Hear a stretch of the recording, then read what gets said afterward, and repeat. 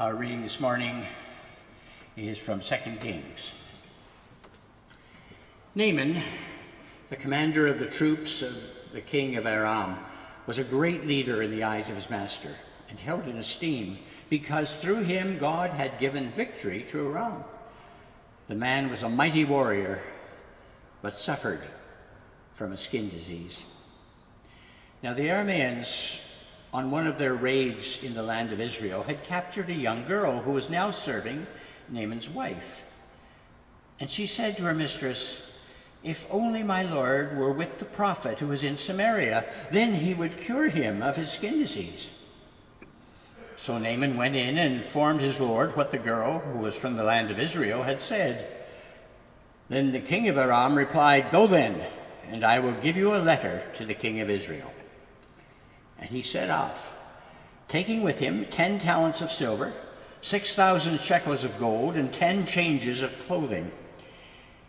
He brought with him the letter to the king of Israel, saying, "When this letter reaches you, you will note that I have sent you my servant Naaman to be cured of his skin disease." When the king of Israel read the letter, he tore his clothing, exclaiming, "Am I God, giving death and life? For this man sends an order to me to cure this person of his skin disease. Just think about it. You see, he's trying to pick a fight with me." When Elisha, the man of God, heard that the king of Israel had torn his clothing, he sent a messenger to the king asking, "Why have you torn your clothing? Just let him come to me, and he will learn that there is a prophet in Israel." So Naaman came with his horses and chariots and waited at the entrance to Elisha's house. And Elisha sent him a messenger saying, "Go and wash 7 times in the Jordan, and your skin shall be restored, and you shall be clean." But Naaman became angry and went away murmuring, "I thought he would at least come out and stand and call on the name of the sovereign one his God and wave his hand over the spot and cure the disease. Aren't the Abana and the Paphor, the rivers of Damascus, better than all the waters of Israel? Couldn't I just wash in them and be clean?" Then he turned and left in a rage. But his servants approached him and spoke to him, "Father, if the prophet had given you a difficult command, you would have done it. But all he said to you was, 'Wash and be clean.'" So he went down and immersed himself in the Jordan 7 times, following the instructions of the man of God. And his skin was restored like the skin of a young boy, and he was clean. This is an old story with words for today.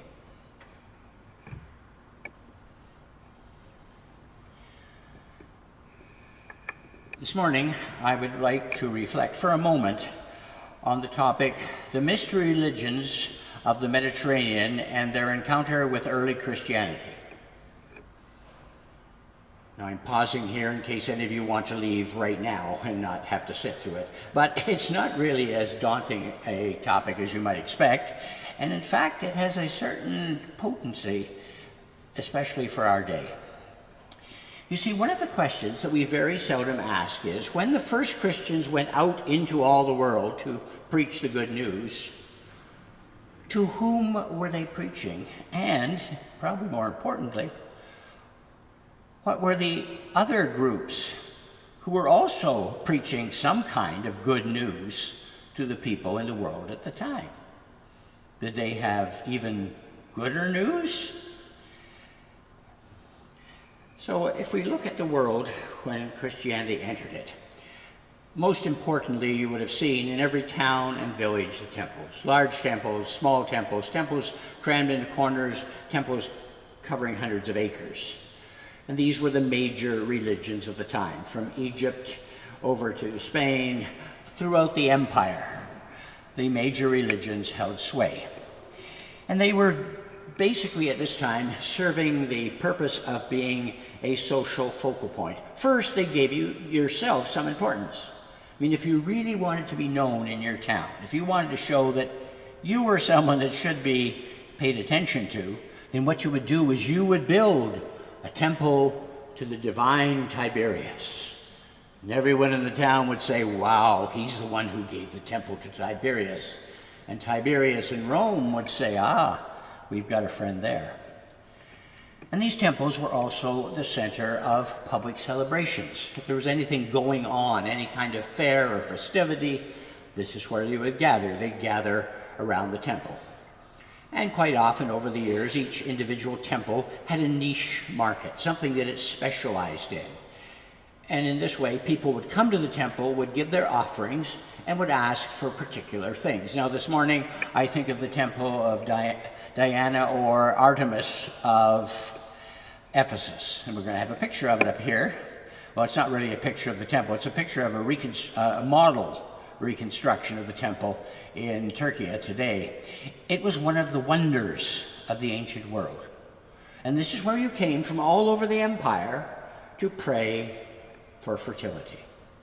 You bring your gifts, you bring your food, you bring your little tokens, and this is where you would come and stand before the great statue of Artemis.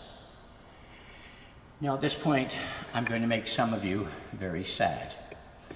Could I have the next slide, please? This is the temple of Artemis today. They didn't take very good care of it, and despite the number of tourists that visited, we have no selfies or videos at all of the temple. This is what's left of it. But it was very important in its own day.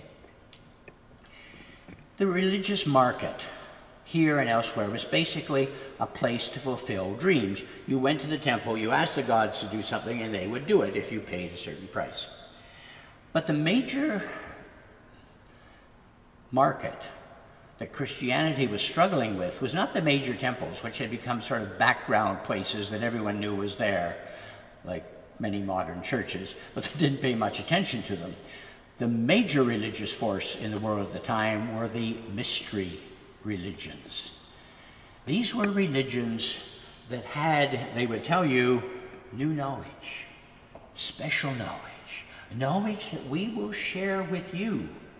If you'll just come in, go through our rites, do all the things you have to do, give us lots of money, and then you too will have the special knowledge, and you can stand with us and look out at all those other people over there on the other side of the church who are really evil and terrible people. The world is a terrible place. The world is evil, but we're safe. We've got a little container here that we live in, and we're going to be all right. And these religions were all over. Quite often they sprang from much older faiths that had gone into, you might say, a transformation. The god Thoth was one of the oldest gods of Egypt. But some of the Thothians had broken off, and now they were offering people the secrets of Thoth. And probably one of the most significant of these religions, and there were many, many of them, centered around the god Mithras, an old Persian god away off in the deserts beyond the empire. But it had been brought in, and it became the major religion of the Roman army. And what we know about it is almost absolutely nothing. We have many temples, many little cult hiding places that were set aside for it, but we know very little of it. There are no scriptures. There's a couple of blurred quotations, and that's it. Here's one of the temples. This is in the basement of San Clemente Church in Rome, way on the lower level. In the center there is an altar which shows someone struggling with a bull. And you notice there are holes in the roof above it, and about all we can gather is that somehow the Roman troops would come and sit on the benches and be bathed in the blood of the bulls. And by the way, before you dismiss this as one of those silly old religions, I suppose in some way it is, but the Roman army controlled the world for 400 years. So that may be old. At the time, it was not seen as being silly, because again, they had the secret knowledge of Mithras, which they gave to the imperial impenetrable troops. And I must say, Christianity itself was enticed by these groups. You know, and we actually had a book called The Secret Gospel of Mark, which had the secret teachings of Jesus. See, what we ministers give you on Sunday morning, this is a ministry that everyone knows, but no, the secret Gospel of Mark had in it, evidently, we don't have a copy of it, the secret teachings. We do have other Gospels that fill the same purpose. We have the Apocryphon of St. James, the Apocryphon of James. It begins by saying quite bluntly, these are the words of Jesus which he gave to Peter and James before he ascended into heaven. This is the essence of Jesus' teaching. If you come to us, we'll tell you what they are, because we don't want the other people to find out. This was the spirit in which the mystery religions existed. This idea that there are secrets that you don't know and you really want to know, because if I knew the secrets, then I could have a good life too. And these religions would offer it to you for a certain price, and then they would tell you, of course, you can't just go out and tell this to the world, because this is just for the special people, for the good people. Reinhard Merkelbach, who has written much about the mystery religions, he sums them up this way. Many people in the empire were removed from their accustomed surroundings and suffered from loneliness. They longed for new acquaintances and for assimilation, and they needed the assurance that only the knowledge of belonging to a community could give. And with those words, my friends, I think we have just entered 2025. Because isn't this our society as well? Conspiracy theories all over the places. Ideas that have been dead for years, suddenly coming back into the fore. I think the earth is flat. I don't think we should vaccinate. We have the secret knowledge that nobody else has. And if you join us, then you're going to be on the winning party, because we have it here. And this comes across again and again. It's permeated not just the religious society we live in, but the whole society. I mean, our advertising is based on this same kind of fear, that there's something you don't know that somebody over there is holding from you. And this sermon was actually inspired by 3 consecutive ads that came up on social media. The first was, we have dextromethorphan. It's made of natural products. It's made of secret natural products. You'll hear me talk about it for 3 minutes, and then you can click the button below and I'll talk more. And then you can buy the 3 secret products. But Big Pharma doesn't want you to know about this. You see, just join us and we'll have dextromethorphan and we'll share it together. The second was about making money. Why do so many people have so many $1 billion? Well, because they know the secrets of wealth management. Talk to me and I'll tell you how to do it. And of course, they know how to do it because they charge people on the internet a lot of money to tell them nothing that's very new. The third ad was how to write novels. Have you been trying to write a novel? Everybody tries to write a novel. Here's how to write a novel. I have the algorithm, and if you follow this algorithm, I've written 75 successful novels and got 25,000 people who send me in money every month. It's a society of fear and secret knowledge, and you may be left out. And what really drove it home was the next slide I have on here, which is of a small portable air conditioner. You've seen the ad. How many have seen an ad? It won't be this particular, this is a made-up air conditioner.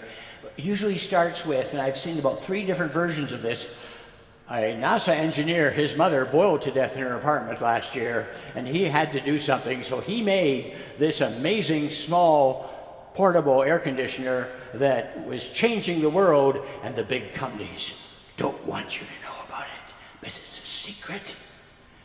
I did some research when I first saw this.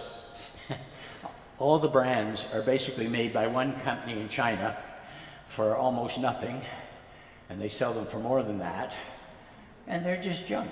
And the stories, the NASA engineer and the nurse and the gardener or whoever it was invented this particular one, they're just made up stories.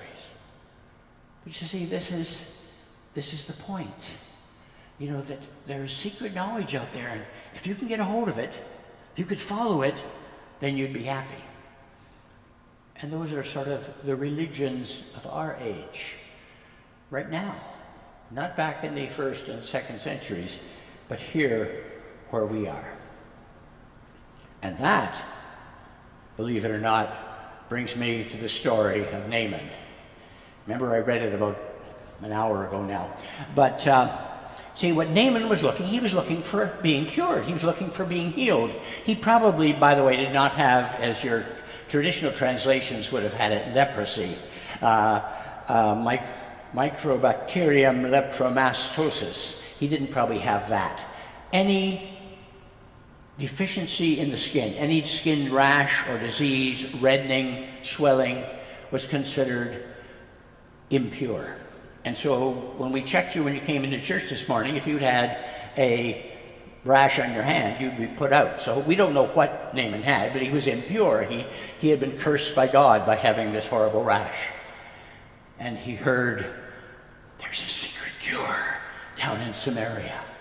So he went all the way down to Samaria, and he found the prophet Elisha. Remember from Elisha from last week, same guy. And he went to him, and what he was waiting for, of course, was for Elisha to come out and say, come in with me, and I'll give you the secret of pure skin. And then he would wave his arms, and he'd chant his chants, and he'd use his secret spells, and he'd do all sorts of things and have prayers, and he would cure him, and it would be wonderful. And Naaman would be able to come out and said, I was cured because I got the secret of how to be cured. Instead, of course, I think Elisha was on the phone when he came in, and he said, yeah, just wait a minute. What does he want? He wants to be cured. Okay, tell him to go down and bathe in the river 7 times. Now, he didn't even come out of his house. Sent his servant out. And of course, Naaman was absolutely furious. But you see, what he wanted was this complex, hard, secret, mystical thing that was going to save him from who he was. And the prophet said, quite often, that's not the way it works. Go and wash yourself. At times, we all feel broken, diseased, alone, separated, disconnected from society around us. And we too, like people throughout the years, are looking for that secret to wholeness. What is it? If I read enough books, if I go to enough groups, if I take enough courses, if I buy enough things, will I eventually, I'll be happy again. It's wonderful. It can be done. I've just got to find the right courses and the right people talking and join the right groups and get in with the right people, and then I won't feel the world as a great threatening mass against me. We're in the same mentality as the 1st century. We just forget it because we have cell phones. And what the prophets still say today, what Jesus through his community still proclaims, is don't make it so hard. Stop looking for a secret that will tie you to a little group and give you some happiness there every Thursday evening from 7 to 9. Go out and love the world because you are loved. And that's the secret. And we tell it to everybody. And there are no miserable, horrible, bad people out there who are willing to eat you up at any moment, and we have to put them in cells in Florida. No. There are some people out there who aren't very good, but we're a part of a large community that supports one another and loves one another and tries to love the whole world, as difficult as that is. When you feel yourself being drawn to the strange solution to your problems by buying something or reading something or going into some group that will protect you from the evils of the world. That ain't it, friends. That ain't it. Love one another. Turn around and see the people who sit here with you today. This is my family. We support one another. We heal one another. We believe that God's love comes to us in strange and wondrous ways out there in the real world where we live every day. That's the good news. And that's why we're still here. We're giving it away. The mystery religions were selling it, and the Christians were going around and said, no, we'll give it to you for free. You can do it yourself. It's a home cure. Love. That's who we are. That's why we are. That's how we were created. And for that good news, thanks be to God.